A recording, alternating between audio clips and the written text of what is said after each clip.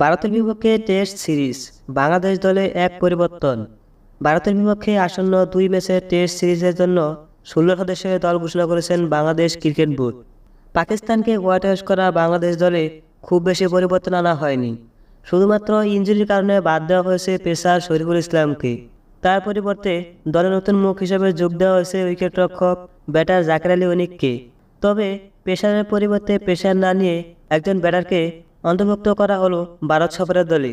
ভারতের বিপক্ষে বাংলাদেশের টেস্ট স্কোয়াড: নাজমুল হাসান শান্ত, সাদমান ইসলাম, জাকির হাসান, মুমিনুল হক, মুশফিকুর রহিম, সাকিব আল হাসান, লিটন দাস, মেহেদী হাসান মিরাজ, জাকের আলী অনিক, তাসকিন আহমেদ, হাসান মাহমুদ, নাহিদ রানা, তাইজুল ইসলাম, মাহমুদুল হাসান, নাইম হাসান এবং খালেদ আহমেদ। ভারতের বিপক্ষে বাংলাদেশ দলের প্রথম টেস্ট ম্যাচ 19 সেপ্টেম্বর। এরপর সিরিজের দ্বিতীয় টেস্ট শুরু হবে 27 সেপ্টেম্বর।